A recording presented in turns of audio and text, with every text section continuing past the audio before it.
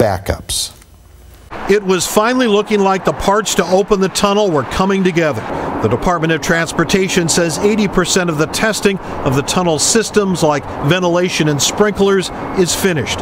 Above the tunnel, many of the streets forming a new Alaskan Way and other roads are complete with stoplights and are fenced off. There's been a lot of optimism over the last year or so that we could achieve that opening date as early as this fall. Brian Nielsen is the head of the Alaskan Way Viaduct Replacement Program and says there were other considerations at play. A November opening is not where WashDOT is going anymore. To stay out of the holiday season, we're going to start the full closure of SR 99 on January 11th.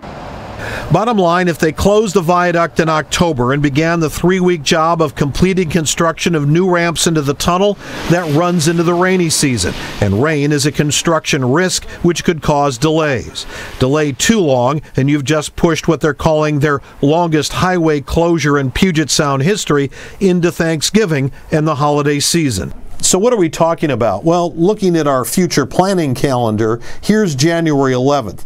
Here's the 3 weeks that extends us into February. But if they can't get it done in 3 weeks and they go beyond that, there's not a lot to hit except for extending our commute misery. The 90,000 vehicles that use the viaduct every day have to go somewhere. The more people who can avoid the drive, the better. But it's expected a lot of us will need to or choose to drive.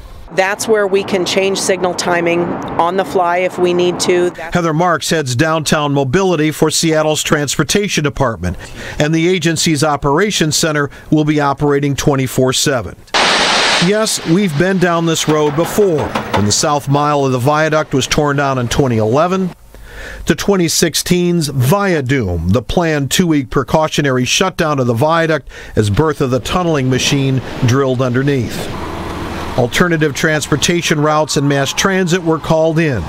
Terry White is with King County Metro. Metro also is exploring the availability of more than a dozen standby coaches to help keep riders moving. Adding these buses will help maintain posted schedules, and they'll be deployed where needed.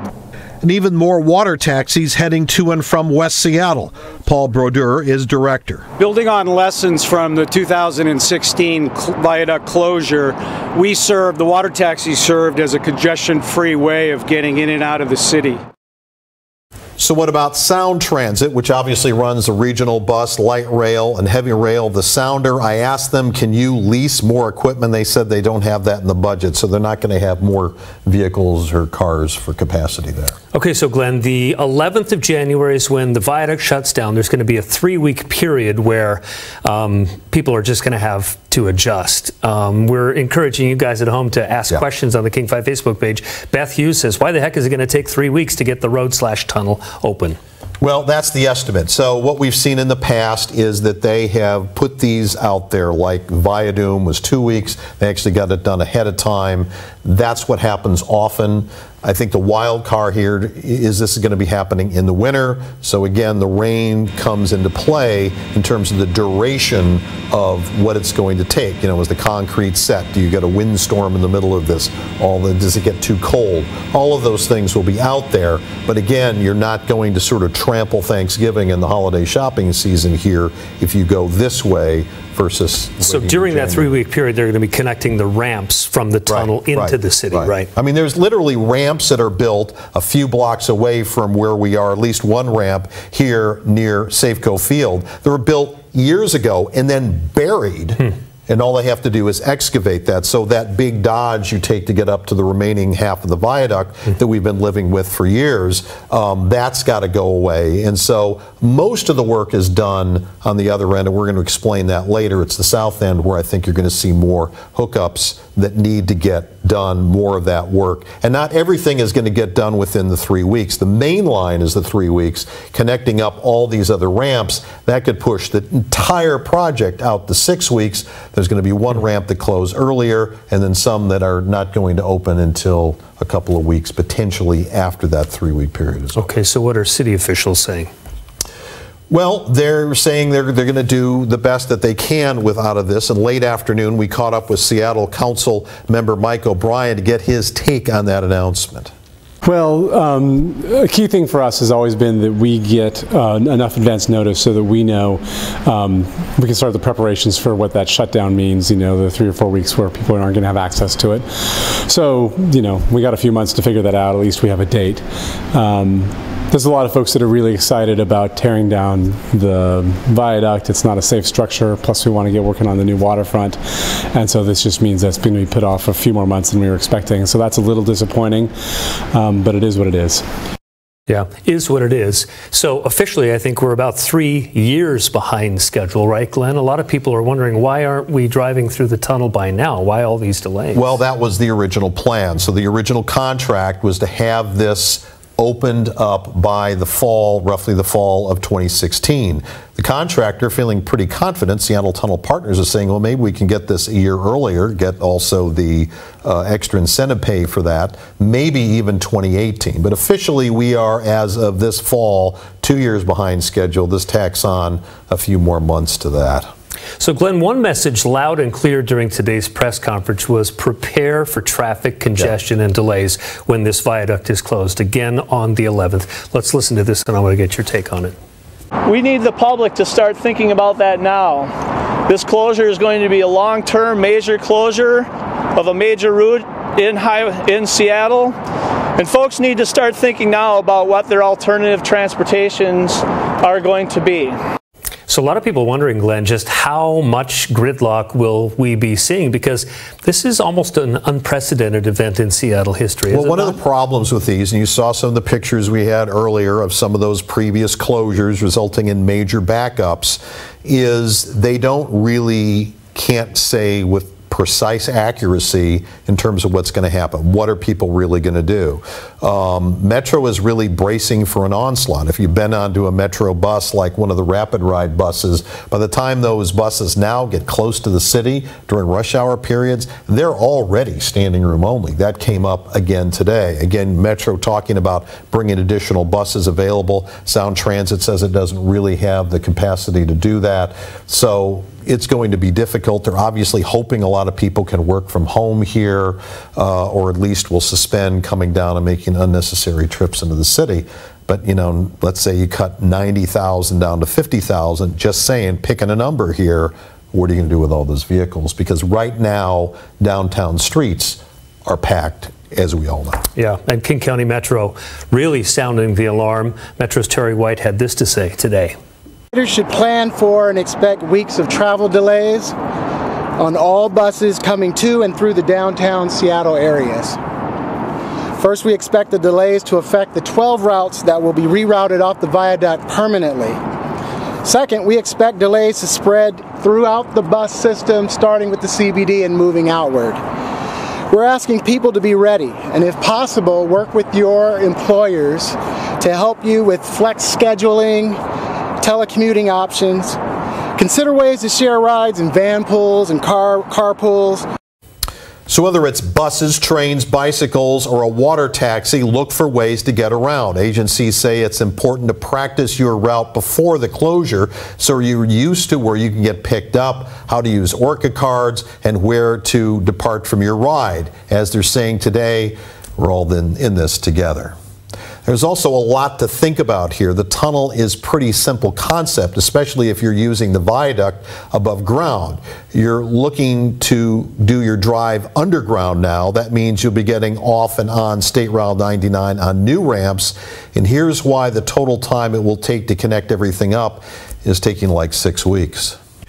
Let's start at the north end. Most of the new roadway to the tunnel is in, but the final connections need to be made between north and southbound Highway 99 in and out of the tunnel. While the viaduct will close during the 3-week cutover, southbound and northbound lanes will continue to roll through the Battery Street tunnel as far as Western Avenue. But to make the southbound tunnel connection, only one southbound lane will remain open, and that's a pinch point. Harrison Street will be opened east and west across Old Highway 99 with new stoplights, but it will take a while longer to complete the road up to Denny. Things are more complicated at the south end of the tunnel. That's because the southbound off-ramp to Atlantic Street will close a week sooner than the rest of the 3-week closure. During the closure, DOT will complete the southbound main line out of the tunnel and all but one of the on and off ramps into and out of the tunnel connecting the south part of downtown.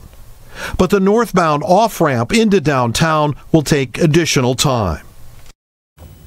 So we're getting some questions on our Facebook feed, Glenn, about tolls, because tolling is part of the way we're going to pay for the tunnel, right? Right. And so, just in case you're wondering, you're not going to be paying the toll right away. That's going to come maybe a few months into this. They want people to sort of get used to it, everything else.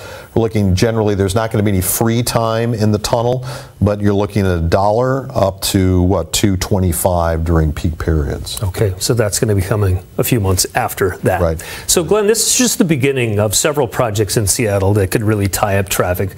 Take a look at comments today from Heather Marks from the Seattle Department of Transportation.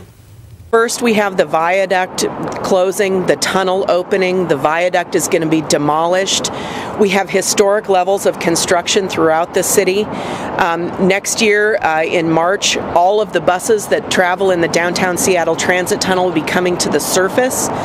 So your Department of Transportation is fully engaged in making sure that all of that is going to happen in the best way possible. And I just also want to say that change is really hard, but we're all in this together. I live in West Seattle. I commute downtown for work. And we're all going to have to be flexible and engaged, because at the end, we're going to have a transportation system that really works for you.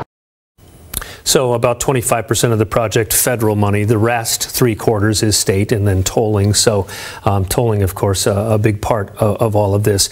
All of those projects, though, Glenn, a lot of pain before we get some gain, right?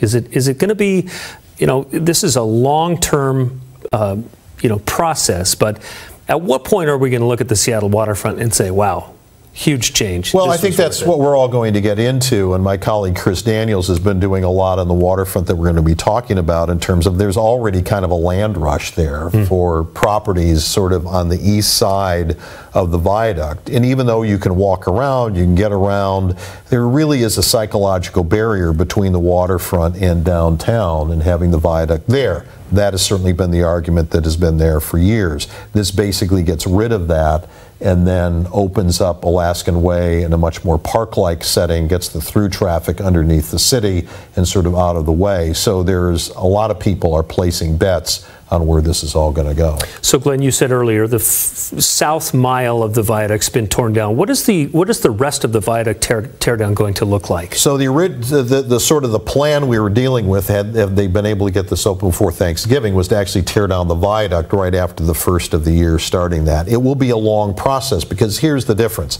The south mile was not nearly as close to buildings as the north mile is. So you can see that, you can see those shots, how they brought in contractors to help tear this down. But there has to be a lot more precision on the north mile, because in some cases buildings are literally just a few inches away from those vertical columns that you see there. So that is going to be very tricky, and they're going to use special techniques in order to be able to carry that off. Yeah. So, Glenn, this project goes back quite a ways, all the way back to the Nisqually earthquake in 2001, doesn't it? It does, and if you can pardon the frog there. Yeah, no worries. It's taken up residence in my throat. So go back to the viaduct was opened in 1952. It was a double-decker structure. The ground that it's built on is what they would say not great. There was not a lot of geotechnical engineering available back in those days. We interviewed a geotechnical engineer who said some of the stuff that this viaduct is built on is literally garbage. I mean, it was stuff that was thrown out. This used to be old railroad trestles and everything else.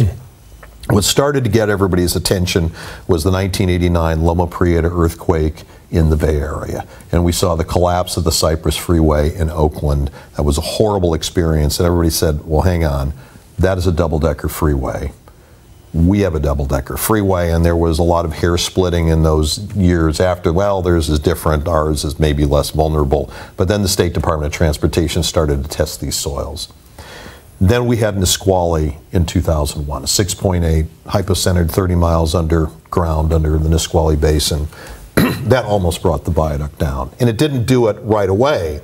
it changed this weak soil underneath to the point where that bends. So if you drive around the viaduct and you see that steel and you see this sort of gray, lighter gray coating, all of that was reinforcement trying to hold the viaduct together. And again, that was a long time ago. And ever since then, we've been going back and forth on this debate about knowing, okay, yeah, we got a earthquake vulnerable structure here. What are we going to do about it? And there were a million ideas that were getting kicked around. A cut and cover tunnel. Part of this involves the seawall, which has now been mostly rebuilt, which will keep that soil in. But when you put a viaduct on top of it, think of like a pendulum, only in reverse. Yeah. So the higher up the viaduct, if you get shaking, the more and more, there's more swing up here than there is down here. A tunnel, that's just going to move. Yeah, and as we've seen in the Bay Area, tunnels are probably the safest place to be when there's an earthquake. Right, which is completely counterintuitive for a lot of people. My wife is like going, I don't know how I'm driving this thing. But it really it's a very strong structure because it is round. So it's like a fuselage of an airplane in that sense. The roundness creates strength. So the big takeaway from today, January 11th is when the viaduct is going to close in Seattle. For about 3 weeks, it's going to be shut down until that tunnel opens. So mark that on your calendar. January 11th. We'll have much more in the days and weeks ahead as we lead up to that, as we cover this very important issue. Glenn, thanks for your expertise on this. Good to have you here. Thanks for joining us for this King 5 News update on Facebook and also on King5.com. The Emmys continue right now on King 5. We'll see you back here for King 5 News at 9 on Kong, and I'll see you later tonight on King 5 News at 11.